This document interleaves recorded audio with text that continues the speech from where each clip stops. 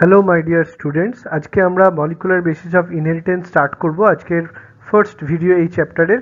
আমরা খুব শর্টে এবং ডিটেলে এটা বোঝার চেষ্টা করব। বায়োবিল্ডস নিট আমরা জানি, think biology crack NEET, Biobuilds NEET, master in biology excel in NEET এবং ultimately NEET success guaranteed.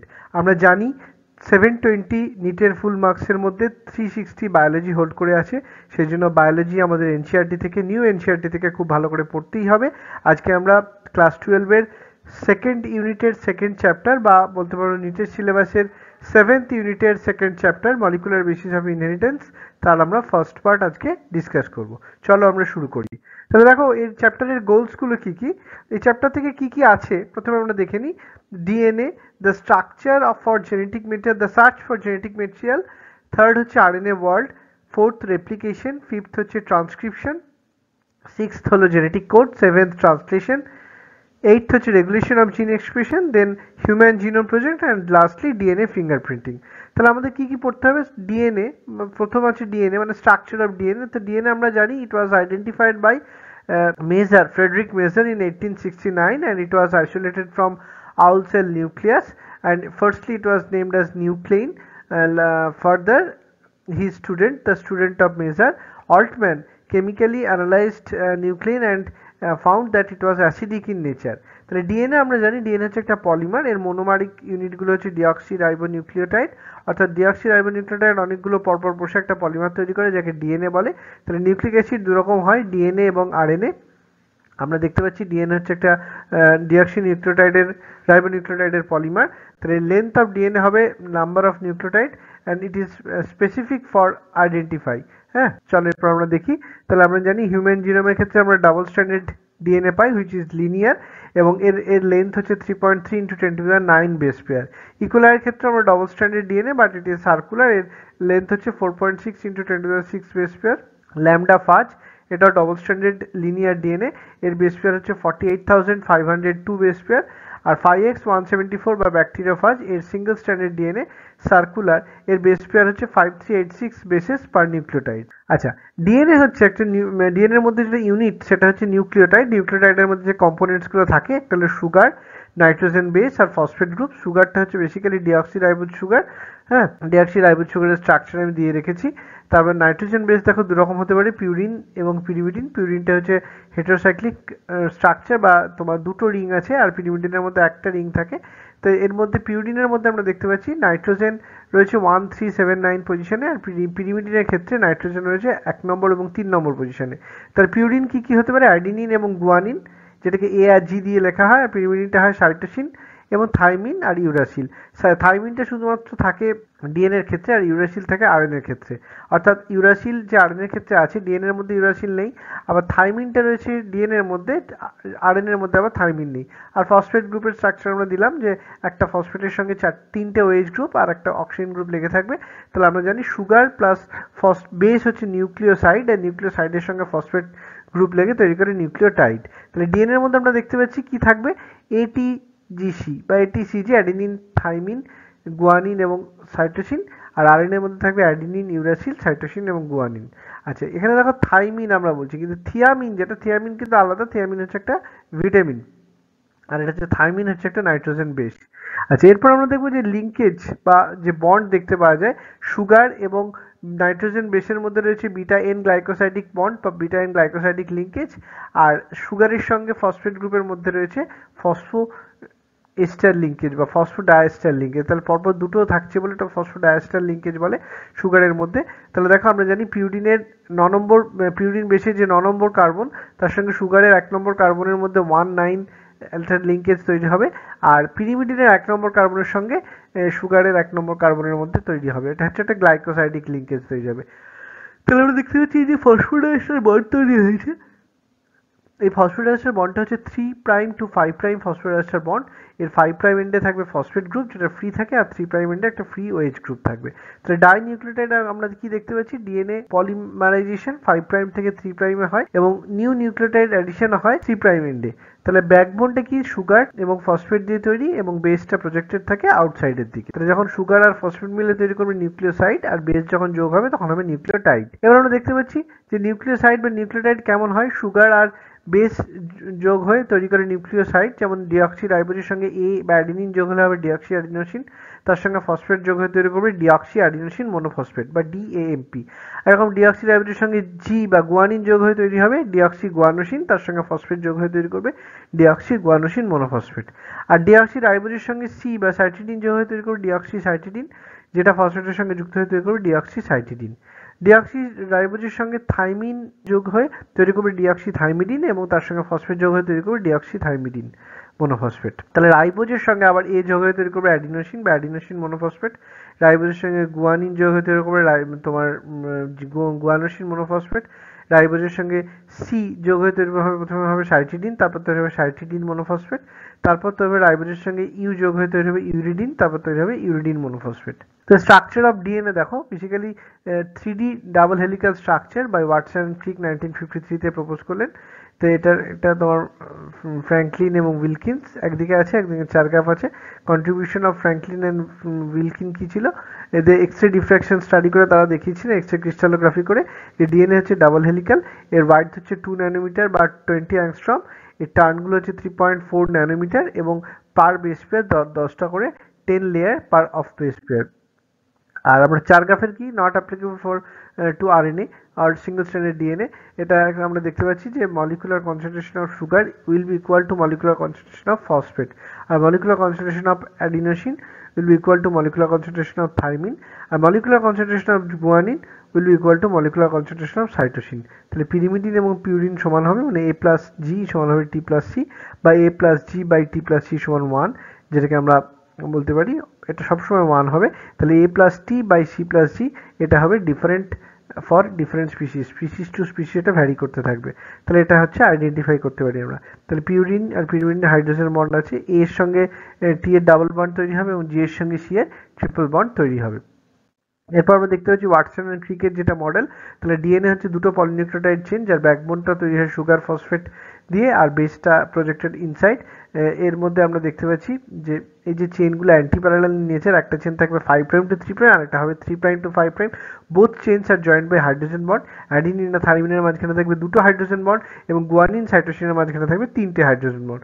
Two chains are coiled around common axis, right handed helix, distance between two base pair এটা হবে 3.4 nanometre by 10 মানে 0.34 nanometre বা 3.4 angstrom হতে পারে।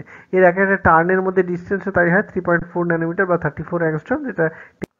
তাহলে আমরা দেখতে পাচ্ছি এই নিউক্লিওটাইডের স্টেবিলিটি ডিপেন্ড করবে হাইড্রোজেন বন্ডিং এবং স্ট্যাক অফ বেস পেয়ারসের উপর, এক 1 বাই 1 যে বেস পেয়ারগুলো স্ট্যাক করে থাকবে তার উপরে, যেটা ভ্যান ডার ওয়ালস ফোর্স কাজ করে। তো এই স্ট্রাকচার ডিসকভার করে নোবেল প্রাইজ পেয়েছেন ওয়াটসন, ক্রিক এবং উইলকিন্স। এরপরে আমরা দেখি যে প্যাকেজিং অফ ডিএনএ। প্রোক্যারিওটসের ক্ষেত্রে আমরা কি দেখতে পাচ্ছি, ইকোলাই ডিএনএ হচ্ছে 4.6 × 10⁶ বেস পেয়ার লং, এর ডিস্টেন্স বিটুইন বেসেস হচ্ছে 0.34 ন্যানোমিটার। তো লেন্থ অফ ডিএনএ কত হবে, point number of bases into distance between bases, তাহলে 4.6 × 10⁶ ইন্টু 0.34 ন্যানোমিটার মানে 4.6 × 10⁶ ইন্টু 0.34 ইন্টু 10⁻⁻6 মানে 1.36 ন্যানোমিটার, 1.36 মিলিমিটার সরি। নিউক্লিওটাইড আমরা দেখতে পাচ্ছি একটা ব্যাকটেরিয়ার ক্ষেত্রে নিউক্লিওটাইড রয়েছে বা যেটাকে জেনোফোর বলে। হ্যাঁ, ইকোলার ক্ষেত্রে ডিএনএটা প্যাকড উইথ বেসিক প্রোটিন, যেটা পজিটিভলি চার্জ প্রোটিন, যেটাকে পলিঅ্যামিন বলা হয়। নন হিস্টোন প্রোটিন বা এনএইচপি থাকতে পারে এর মধ্যে। আর ইউক্যারিওটসের ক্ষেত্রে আমরা দেখি লেন্থ অফ ডিএনএ হচ্ছে number of base pair into distance between two base. তাহলে নাম্বার অফ বেস পেয়ার হয় 6.6 × 10⁹ বেস পেয়ার ইন্টু 0.34 ন্যানোমিটার, তাহলে এটা হয় 2.2 মিটার। তো সাইজ অফ নিউক্লিয়াস হচ্ছে 10⁻⁻6 মিটার। তাহলে প্যাকেজিং কত হবে, পজিটিভলি চার্জ বেসিক প্রোটিন প্যাকেজিংয়ে ইনভলভ হয়, যেমন হিস্টোন প্রোটিন, এটা আবার 5 টাইপস হতে পারে, যেমন তোমার H1, H2A, H2B, H3, H4 এবং প্রত্যেকটা দুটো করে থাকবে। Histone 2A, histone 2B, histone 3, histone 4 এই চারটে আবার দুটো করে থাকবে, এটা অক্টামার তৈরি করবে। আর আমরা জানি যে হিস্টোন বেসিক প্রোটিন বা positively charge protein due to presence of arginine and lysine amino acids. তাহলে আমরা এখানে দেখতে পাচ্ছি হিস্টোন অক্টামার স্ট্রাকচারটা H2A, H2B, H3, H4 এই চারটে হিস্টোন প্রোটিন দুটো করে থাকবে, তো এটা অক্টামার তৈরি করছে, হিস্টোন অক্টামার বা এটাকে নিউ বডি বলা হয়। এটা হচ্ছে অ্যাকচুয়ালি কোর অফ নিউক্লিওসোম তৈরি করে। এর মধ্যে যে ডিএনএটা পাক দিয়ে থাকবে সেটা 1.34 টার্নস বা যেটা লেন্থ হবে 200 বেস পেয়ার, যেটাকে আমরা নিউক্লিওসোম বলবো। তাহলে ক্রোমাটিন হচ্ছে বিটস অন স্ট্রিং স্ট্রাকচার। ডিএনএর মধ্যে আমরা দেখতে পাচ্ছি নিউক্লিওসোম রয়েছে, বা সলিনয়েড, যেটা সুপার সলিনয়েড তৈরি করবে বা ক্রোমাটিড তৈরি করবে, সেটা ক্রোমোসোম তৈরি করবে। তাহলে হায়ার লেভেল অফ প্যাকেজিং দেখা যায় নন হিস্টোন বা ক্রোমোসোমাল প্রোটিন বা এনএইচসিপি, এগুলো দেখতে পাচ্ছি আমরা। ডিএনএ এর মধ্যে থ্রেড আছে এবং যেটা ক্রোমাটিন তৈরি করবে, ক্রোমাটিনটা দুরকম হতে পারে, ইউক্রোমাটিন এবং হেটেরোক্রোমাটিন। ইউক্রোমাটিনটা হবে লেন্দি এবং স্টেন্ড, লুজলি বাউন্ড হতে পারে, এটা ট্রান্সক্রিপশনালি অ্যাক্টিভ। আর হেটেরোক্রোমাটিন হয় যে তোমার হেভিলি বা ডার্কলি স্টেন্ড, টাইটলি প্যাকড এবং transcriptionally inactive. Central dogma of biology by Crick, এটা আমরা দেখতে পাচ্ছি ডিএনএ থেকে আরএনএ তৈরি হওয়ার প্রসেসটা হচ্ছে ট্রান্সক্রিপশন, আবার আরএনএ থেকে প্রোটিন তৈরি হওয়াটা হলো ট্রান্সলেশন। আবার উল্টো দিকে আমরা দেখতে পাচ্ছি যখন আরএনএ থেকে ডিএনএ তৈরি হবে, এটাকে রিভার্স ট্রান্সক্রিপশন বলা হয়। এটা প্রথম টেমিন এবং বাল্টিমোর 1970-তে ডিসকভার করেছিল এবং এর জন্য যে এনজাইমটা লাগে সেটা হলো রিভার্স ট্রান্সক্রিপ্টেজ। তাহলে আমরা দেখি যে এটা চারগাপসার প্রিন্সিপাল থেকে আমরা দেখতে পাচ্ছি কোনোটা ডিএনএ স্যাম্পেলের মধ্যে সাইটোসিন রয়েছে 20%, তাহলে ফাইন্ড এটিজি। তাহলে আমরা জানি সি যদি 20% হয় তাহলে জিও হবে 20%, তাহলে বাদ বাকিটা হবে টোটাল 60%, তাহলে এ আর টি হবে 30% করে। আবার এখানে দেখো দিয়েছে, এখানে একটা নিউক্লিওটাইড সিকোয়েন্স দিয়েছে, কমপ্লিমেন্টারি সিকোয়েন্স করতে বলেছে, এরকম করতে পারবে। তাহলে ডিএনএ দেখো 100 বেস পেয়ার হয়, number of sugar and phosphate. তাহলে 100 বেস পেয়ার যদি হয় তাহলে তোমার যদি দুটো নিউক্লিওটাইড থাকে তাহলে আমরা দেখতে পাচ্ছি যে প্রত্যেকটা সুগারের সঙ্গে একটা করে ফসফেট লেগে থাকবে, একটা করে বেস পেয়ারের সঙ্গে একটা করে সুগার লেগে থাকে, একটা করে ফসফেট লেগে থাকে। তাহলে যদি 200টা হয় তাহলে মানে 100 বেস পেয়ার যদি হয় তার মানে 200টা নাইট্রোজেন বেস আছে, তাহলে তার সঙ্গে প্রত্যেকের সঙ্গে একটা করে সুগার একটা করে ফসফেট, 200টা বেস থাকবে, 200টা ফসফেট থাকবে, 200টা সুগার থাকবে, 200টা ফসফেট থাকবে। বোঝা গেল ব্যাপারটা? এরপরে আমরা আসছি next problem, DNA double stranded, এটা হচ্ছে 1000 base pair linear structure, find out the number of phosphodiester bond. তাহলে n-2 ফর্মুলা হচ্ছে n-2। তাহলে এখানে আমরা দেখতে পাচ্ছি তাহলে 2000 বেস পেয়ার হচ্ছে, n সমান হচ্ছে 1000 ইন্টু 2 মানে 2000, তাহলে 2000 - 2 মানে 1998 নাম্বার অফ ফসফোডাইএস্টার বন্ড আছে। তাহলে এখন লিনিয়ার সিঙ্গেল স্ট্যান্ডার্ড ক্ষেত্রে কি হতে পারে, n সমান 5 হবে, এবং লিনিয়ার ডাবল স্ট্যান্ডার্ড হলে কি হবে, এটা n-2 হবে, আর সার্কুলার হলে n সমান 5, আর সার্কুলার ডাবল স্ট্যান্ডার্ড হচ্ছে 5 বেস পেয়ার। যাই হোক, ফর্মুলাটা হচ্ছে n। আচ্ছা, ডিএনএ যদি 3.3 × 10⁶ বেস পেয়ার হয়, find out the number of nucleosome. তাহলে 200 বেস পেয়ার মিলে একটা নিউক্লিওজোম তৈরি করে, তাহলে 3.3 × 10⁶ বেস পেয়ার থেকে অনেক কতগুলো তৈরি হয়, তাহলে 3.3 × 10⁶ বাই 200 এর করলেই হয়ে যাবে আনসার। আচ্ছা, সার্চ ফর জেনেটিক মেটেরিয়াল দেখো, ট্রান্সফর্মিং প্রিন্সিপাল 1928 গ্রিফিথ প্রথম প্রপোজ করেছিলেন। স্ট্রেপ্টোককাস নিউমোনি বা ডিপ্লোককাস নিউমোনি এক্সপেরিমেন্ট করলেন। এর দুটো স্ট্রেন নিলেন ব্যাকটেরিয়ার, একটা আর স্ট্রেন একটা এ স্ট্রেন। এই স্ট্রেনটা ছিল smooth and covering of mucopolysaccharides, এটা ভিরুলেন্ট বা প্যাথোজেনিক। আর স্ট্রেন হচ্ছে রাফ, নন ভিরুলেন্ট বা নন প্যাথোজেনিক, মানে অ্যাকচুয়ালি একই ব্যাকটেরিয়ার দুটো আলাদা স্ট্রেন। এই স্ট্রেনটা স্মুথ হওয়ার জন্য কি হয়, মানে হোস্টের ইমিউন সিস্টেম এটাকে মানে ইয়ে করতে পারে না, আইডেন্টিফাই করতে পারে না, কাভারিং অফ মিউকোপলিস্যাকারাইড থাকে বলে, সেই জন্য এটাকে কোনোভাবে ট্রিট করতে পারে না, তাই এটা ভিরুলেন্ট বা প্যাথোজেনিক হয়ে যায়। অপরদিকে আর স্ট্রেন হচ্ছে রাফ, তাহলে একে চট করে আইডেন্টিফাই করতে পারে, ইমিউন সিস্টেম তার এগেনস্টে কাজ করে এবং এটা সেজন্য নন প্যাথোজেনিক বা নন ভিরুলেন্ট হয়ে থাকে। তাহলে এই স্ট্রেনের সঙ্গে যদি আমরা একটা মাইসকে ইনজেক্ট করি তাহলে দেখা যায় মাইসটা মারা গেল, কিন্তু আর স্ট্রেনের সঙ্গে যদি মাইসকে দেওয়া হয় তাহলে দেখা গেল মাইসটা লাইভ থাকছে।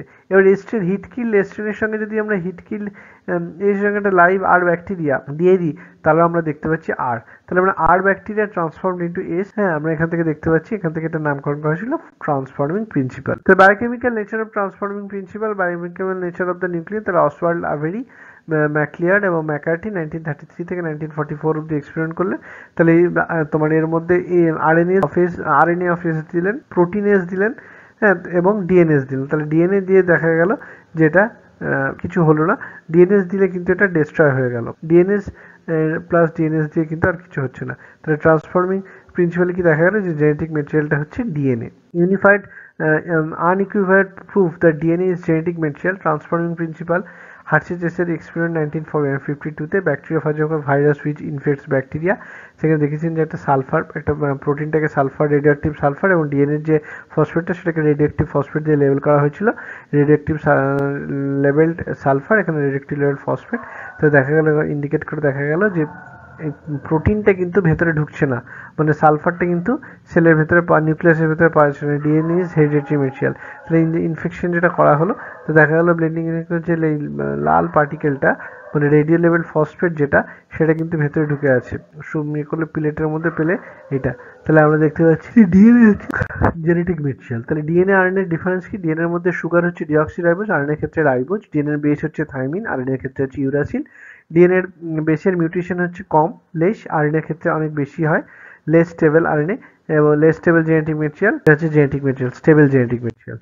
তো জেনেটিক মেটেরিয়াল ফিচার্স কি হতে হবে? এটা ডুপ্লিকেশন বা রেপ্লিকেশন করার ক্ষমতা থাকতে হবে, কেমিক্যালি এবং স্ট্রাকচারালি স্টেবল হতে হবে, যেটা তোমার আরএনএ এর যেমন আর মধ্যে রাইবোজ সুগার থাকে, ডিএনএ এর মধ্যে স্টেবল অ্যান্ড রিঅ্যাক্টিভ হয়, এটা কম হয়।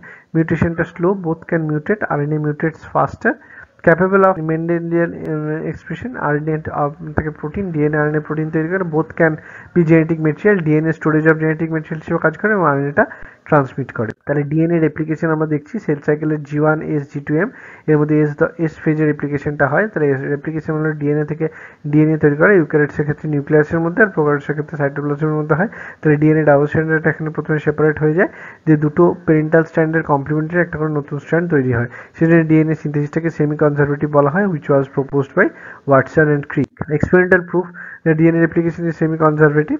তাহলে এখানে একটা মলিকুলার লেভেলে স্টাডি করা হয়েছিল মেসেলসন এবং স্টল 1958-এ। তোমার এখানে হেভি নাইট্রোজেন বা রেডিওঅ্যাক্টিভ নাইট্রোজেন দেওয়া হলো এবং সার্টিফিকেশন করা হলো সিজিএম ক্লোরাইড ডেন্সিটি গ্রেডিয়েন্ট করে। তো এটাকে 20 মিনিট ব্যাকটেরিয়াটাকে রাখা হলো। তো দেখা গেল যে এভাবে 20 মিনিট পরে দেখা গেলো তোমার হেভি নাইট্রোজেন দেওয়া হলো, তারপর আবার লাইট নাইট্রোজেন দেওয়া হলো। তো দেখা গেল যে এরকমভাবে তৈরি হয় যে যখনটা পেয়ে গেল, প্রথমে ছিল একটু 15-15 দুটো স্ট্যান্ড, তারপর 15-14 হয়ে গেল, তারপর হাইব্রিডিয়ান, তারপর দেখতে পাচ্ছি 15-14, 14-14, 14-14, 14-15। তাহলে আস্তে আস্তে এভাবে তৈরি হলো। তাহলে এর থেকে আমরা কনক্লুশনে পৌঁছতে পারি যে ডিএনএ রেপ্লিকেশনটা হচ্ছে একটা সেমি কনজারভেটিভ প্রসেস, এই মেসেলসন এবং স্টলের এক্সপেরিমেন্টটা যেটা প্রমাণ করেছিল। আচ্ছা, এবার আমরা দেখতে পাচ্ছি ক্রোমোসোমাল লেভেল। এটা প্রথম টেলার এটাল বলেছিলেন ভিসিয়া ফ্যাবার ক্ষেত্রে, যেটা হচ্ছে তোমার রেডিও অ্যাক্টিভ থাইমিন নিয়েছিলেন এবং লাইট ডিএনএ ক্ষেত্রে দেখা যাচ্ছে তোমার এখানে 2 জেনারেশন হেভি 15 করা হলো। তাহলে এখানে আমরা হাই আমরা দেখতে পাচ্ছি প্রসেস অফ রেপ্লিকেশন। আমরা দেখতে পাচ্ছি এতে ডিএনএ টেমপ্লেট লাগে, একটা এনজাইম লাগে, DNA dependent DNA polymerase, primase লাগে, হেলিকেজ লাগে, সিঙ্গেল স্ট্র্যান্ডেড বাইন্ডিং প্রোটিন লাগে যেগুলো ডিএনএ সিঙ্গেল স্ট্র্যান্ডকে বাইন্ড করবে, লাইগেজ লাগবে বা টোপোআইসোমারেজ বা গাইরেজ লাগে, সাবস্ট্রেট হচ্ছে ডিএনটিপি ডিঅক্সিরাইবোনিউক্লিওসাইড ট্রাইফসফেট, বেস আর সুগার ফসফেট যোগ হবে, ডিঅক্সিরাইবোনিউক্লিওসাইড আর ট্রাইফসফেট। দেখো ডিএটিপি, ডিটিটিপি, ডিসিটিপি, ডিজিটিপি এগুলো হতে পারে। তাহলে এগুলো এনার্জি এবং সাবস্ট্রেটের প্রয়োজন হবে। তাহলে ডিএনএ রেপ্লিকেশনের ক্ষেত্রে আমরা কি দেখলাম? প্রথমে একটা অরিজিন অফ রেপ্লিকেশন থাকবে, ও অরিজিন অফ রেপ্লিকেশন এটা প্রোক্যারিওটসের ক্ষেত্রে একটাই থাকে, ইউক্যারিওটসে অনেকগুলো থাকতে পারে। রেপ্লিকেশন যেখান থেকেই শুরু হোক সেটা বাইডিরেকশনাল প্রসেসে এগোবে। তাহলে ডিএনএ ডিপেন্ডেন্ট ডিএনএ পলিমারেজ এই কাজটা করবে, বাট ইট ক্যানট ইনিশিয়েট। তাহলে ইনিশিয়েশনের জন্য একটা প্রাইমেজ লাগবে, যেটা একটা ডিএনএ ডিপেন্ডেন্ট আরএনএ পলিমারেজ হিসেবে কাজ করবে। ডিএনএ সিনথেসিসটা হবে এখানে সেমি ডিসকন্টিনিউয়াস প্রসেসে। তাহলে আমরা এখানে দেখতে পাচ্ছি ডায়াগ্রামে টেমপ্লেট অফ লিডিং স্ট্র্যান্ড। এটা হচ্ছে লিডিং স্ট্র্যান্ড রয়েছে 5' to 3', যেটা কন্টিনিউয়াসলি হয়। একদিকটা কন্টিনিউয়াসলি সিনথেসিস হবে, একটা ডিসকন্টিনিউয়াস সিনথেসিস হবে।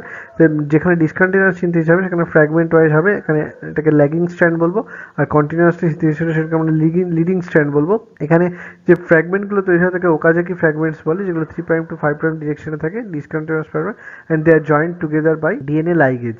তাহলে টোপোআইসোমারেজের কাজ হচ্ছে remove the super coiling from the replication fork. আচ্ছা, গ্রোথ অফ লিডিং স্ট্র্যান্ড হচ্ছে 5' to T', growth of lagging strand হচ্ছে 3' to 5', এবং ইন্ডিভিজুয়াল ওকাজাকি ফ্র্যাগমেন্ট হচ্ছে 5' to 3'। তাহলে তোমার মেইন পলিমারেজ হচ্ছে ডিএনএ পলিমারেজ 3। তাহলে ডিএনএ পল হচ্ছে কী করবে? প্রুফরিডিং অ্যাক্টিভিটি আছে এবং পলিমারেশন অ্যাক্টিভিটি আছে। প্রুফরিডিং মানে হচ্ছে অ্যাকিউরেসি, যেটা ইয়ে করবে এক্সোনিউক্লিয়ার যে কাজটা করে। প্রোক্যারিওটসের ক্ষেত্রে আমরা ডিএনএ পলিমারেজ 1 বা কনবার্গ এনজাইম বলবো, আর আমরা দেখতে পাই ডিএনএ পলিমারেজ 2 বা ডিএনএ পলিমারেজ 3 রয়েছে। আচ্ছা, এবার ট্রান্সক্রিপশনের ক্ষেত্রে আমরা দেখবো ট্রান্সক্রিপশন ডিএনএ থেকে আরএনএ তৈরি হয়, ডিএনএ ডিপেন্ডেন্ট আরএনএ পলিমারেজ যে কাজটা করবে 5' to 3'। আরএনএ 3 রকম হতে পারে, এমআরএনএ, আরআরএনএ এবং টিআরএনএ। তাহলে সেল সাইকেলের ক্ষেত্রে G1 এবং G2 এগুলো হচ্ছে G1 এগুলো ইন্টারফেজ, G1 S G2, তার মধ্যে G1 এবং G2 তে কিন্তু এটা হয় বা ট্রান্সক্রিপশনটা এস ফেজে হয়। ডিএনএ থেকে ডিএনএর মধ্যে আমরা এটিজিসি দেখতে পাচ্ছি, আরএনএর মধ্যে রয়েছে এইউসিজি। তাহলে ডিঅক্সিরাইবোজ, এটা হচ্ছে রাইবোজ। তাহলে এখানে আমরা দেখতে পাচ্ছি একটা স্ট্র্যান্ড ট্রান্সক্রাইব করবে 1 ডিএনএ থেকে, একটা ডিএনএ থেকে দুটো আরএনএ বা দুটো প্রোটিন তৈরি হবে। তাহলে ট্রান্সক্রিপশন ইউনিট দেখতে পাচ্ছি, এটা প্রোমোটার থাকে, একটা স্ট্রাকচারাল ইউনিট আছে, একটা টার্মিনেটর সিকোয়েন্স আছে, যেখান থেকে যেখানে আরএনএ পলিমারেজটা বাইন্ড করবে এবং ট্রান্সক্রিপশনটাকে স্টার্ট করাবে সেটাকে প্রোমোটার বলা হয়। তারপর রয়েছে স্ট্রাকচারাল জিন, এবং তারপর একদম লাস্টে থাকে টার্মিনেটেড, যেখানে এই প্রসেসটা টার্মিনেটেড হয়ে যায়। তাহলে আমরা কি দেখতে পাচ্ছি, এটার একটা আপস্ট্রিমে রয়েছে প্রোমোটার এবং মানে টেমপ্লেট স্ট্র্যান্ড, মানে একটা 5' to 3' ডিরেকশন রয়েছে, এটা হচ্ছে কোডিং স্ট্র্যান্ড। প্রোমোটারের ডাউনস্ট্রিমে কোডিং স্ট্র্যান্ডটা থাকবে। Promoter is the site of attachment of RNA polymerase, এবং তারপর লিডিং স্ট্র্যান্ড আর ল্যাং স্ট্র্যান্ড তৈরি হবে, এবং টার্মিনেটরটা, এটা কোনো টেমপ্লেট লাগে না।